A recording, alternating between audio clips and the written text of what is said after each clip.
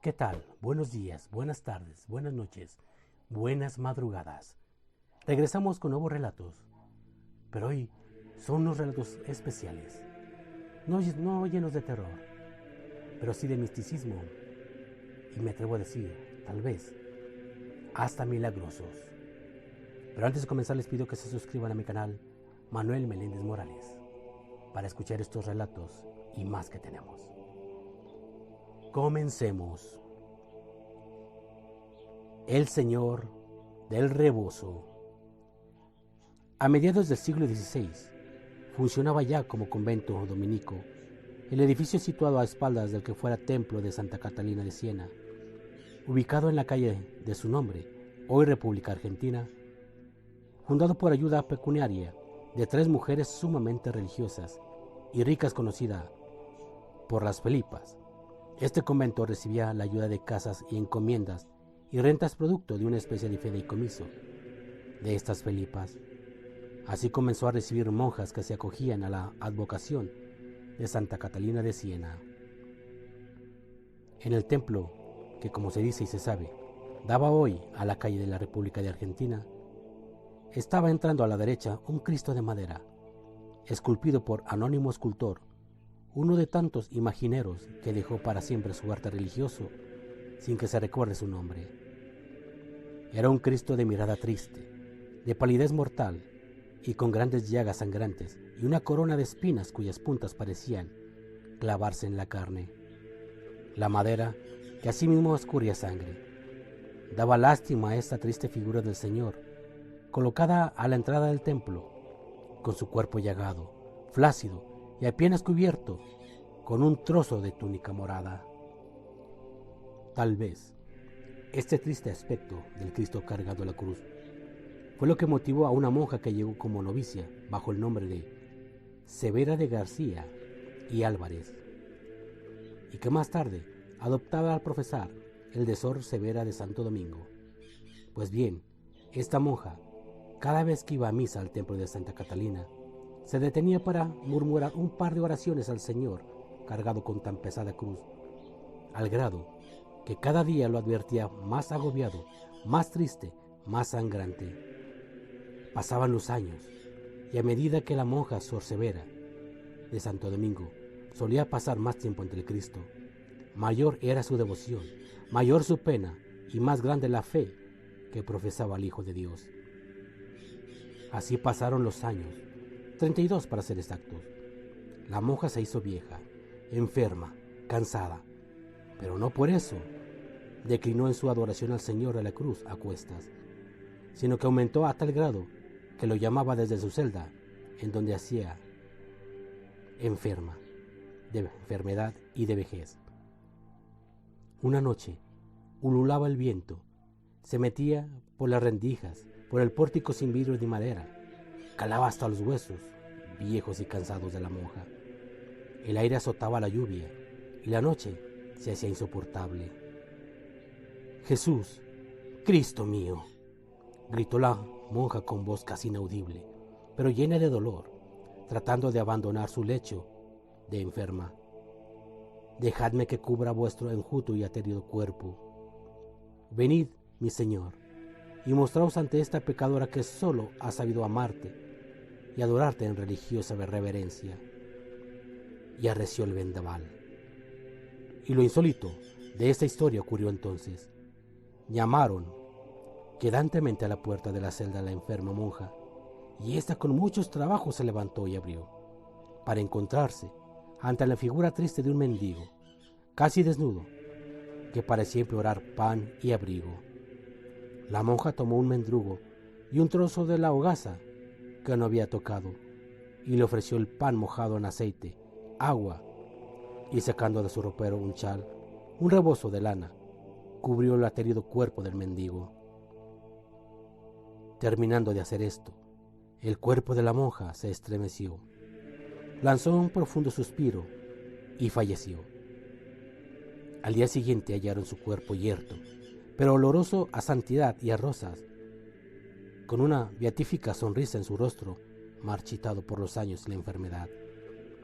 Y allá en el templo de Santa Catalina de Siena, cubriendo el enjuto y sangrante cuerpo del Señor con la cruz a cuestas, el rebozo o chal de la vieja monja.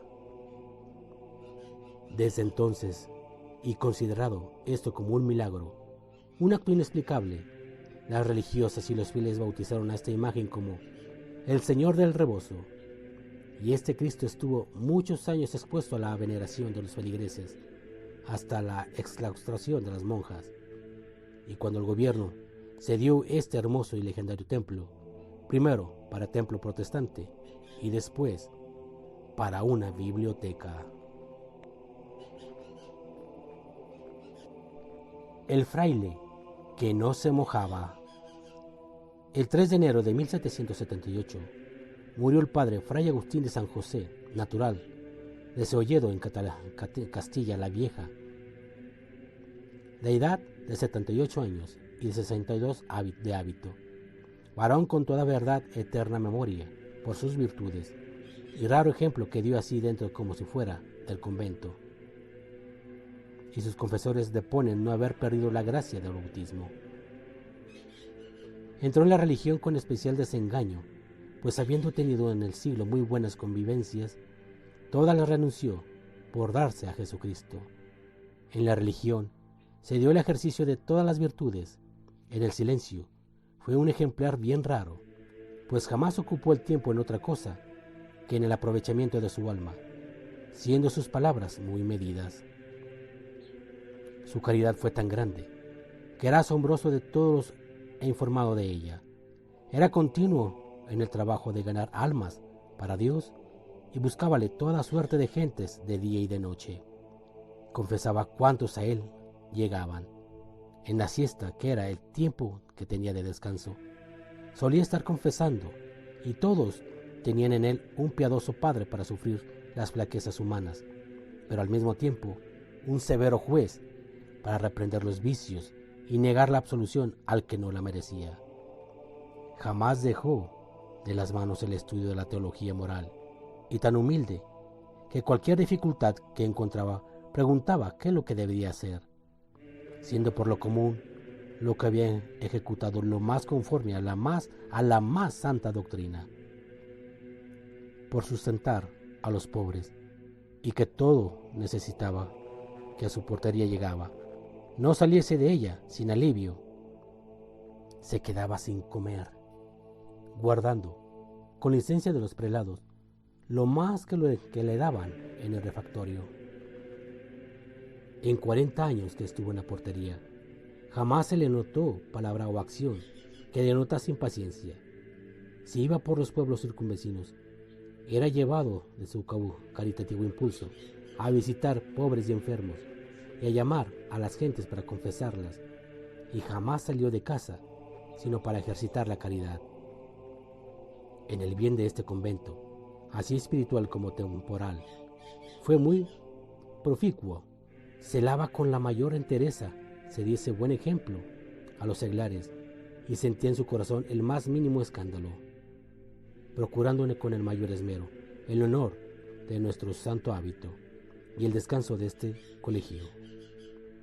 La cañería del agua, él mismo la cuidó más de 40 años, gastando en ella lo que le daban de limosna, grandes cantidades.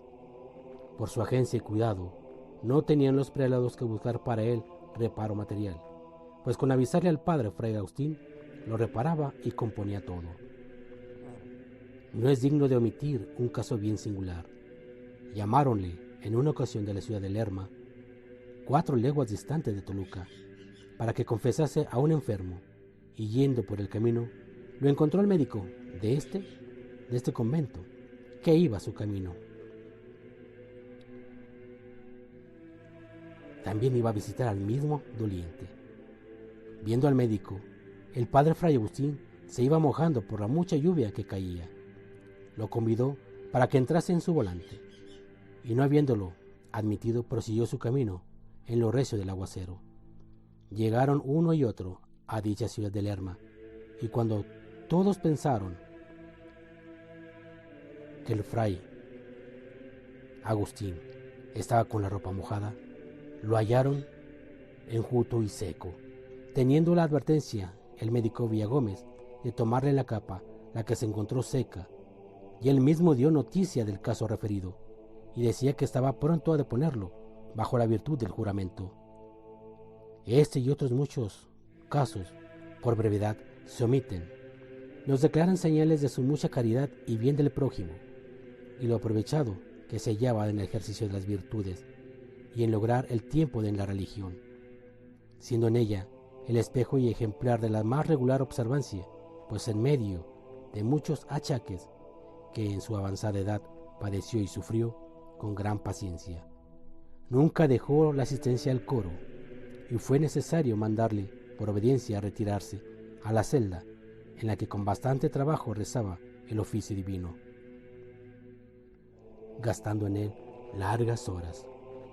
Fue tan exacto en la abstinencia de carnes que aún en la última enfermedad no se pudo conseguir usarse de ellas, celando su mortificación con decir que le hacían daño. Fue en dicha enfermedad un espectáculo de paciencia, y no se le oían otras palabras que dar gracias a Dios por los dolores consentidos de los religiosos y seglares que con ansia deseaban alguno de sus pobres trastos por reliquia. Está enterrado en dicho sepulcro número 10. El Santo Niño Cautivo. Muchos templos hay en la vieja Europa en donde se puede adorar al Niño Jesús, y de él hablan con gran ternura.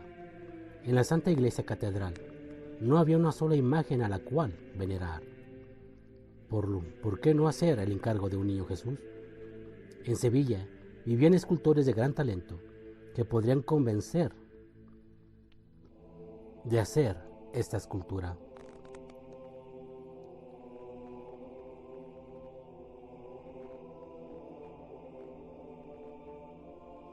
Y muchas otras más.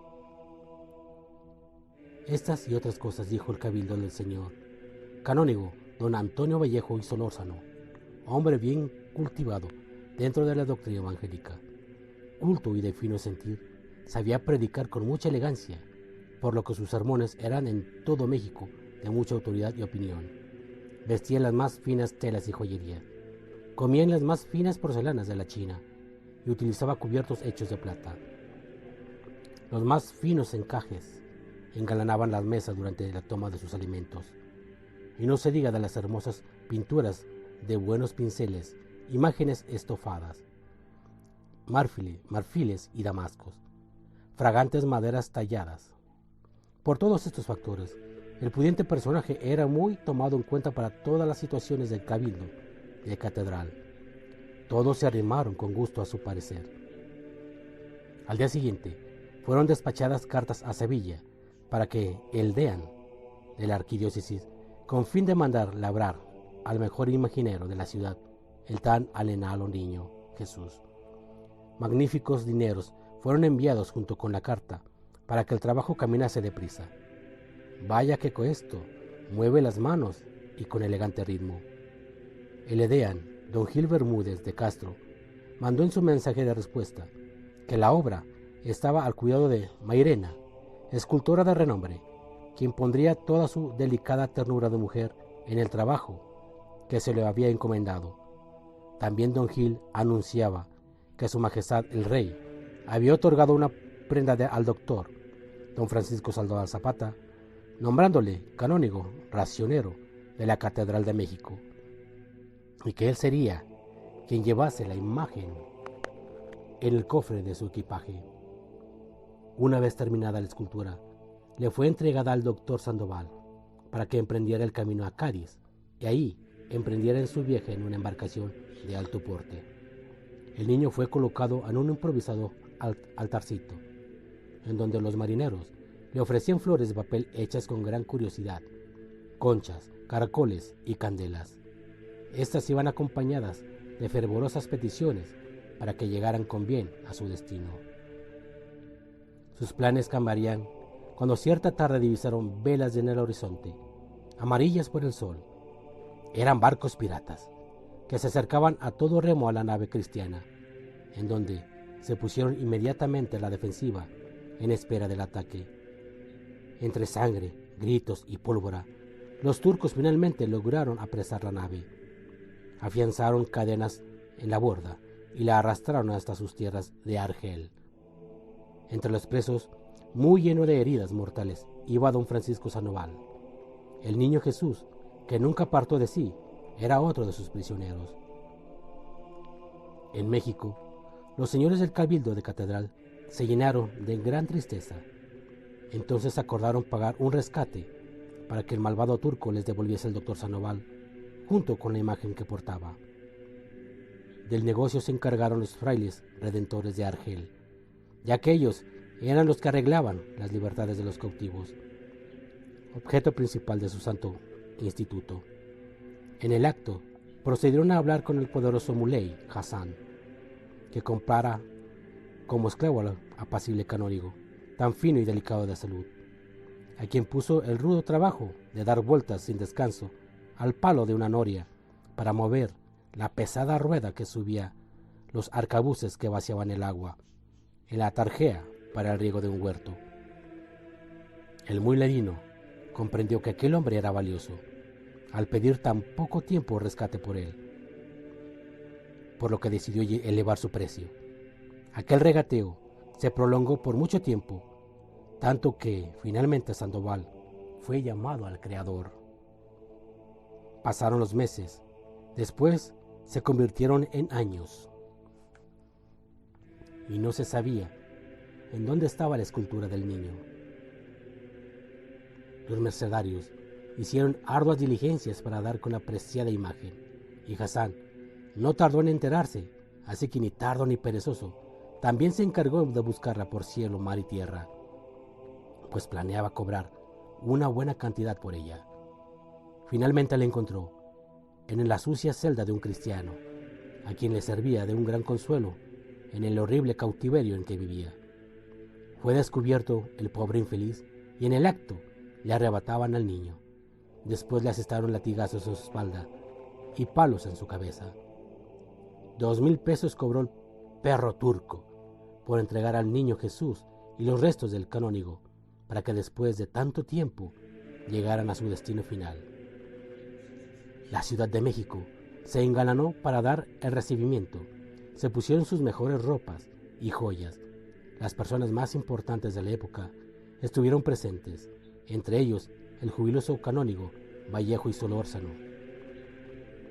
Con bombo y platillo, en una suntuosa procesión acompañada de cánticos, llevaron la imagen hasta el altar mayor, y de ahora en adelante sería conocido como el niño cautivo, el cual dicen que su vestimenta es una réplica exacta del traje que usaban los cristianos cautivos por el turco infiel, solo que para el niño le fueron añadidos algunos detalles para que luciera mejor. El canónigo doctor don Antonio Vallejo y Solórzano pidió que se mandaran a hacer copias de emplomo del santo niño cautivo al más famoso maestro de la Academia de San Carlos, para regalarlas a todas las catedrales de la Nueva España. Los restos de Francisco Sandoval Zapata fueron sepultados un 14 de febrero en San Agustín. Dio la casualidad que la imagen llegó a tierras mexicanas en el día del Evangelio del Niño perdido en Jerusalén, es decir, un 24 de diciembre, por lo que se decretó que la celebración del niño fuera este día, acompañado de cantos y una solemne procesión.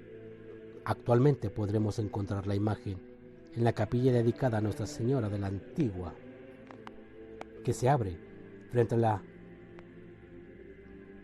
del Señor del Buen Despacho. A los descendientes de la familia Solórzano se les concedió el honor de guardar la ropita y vestirlo cada año para la solemne festividad.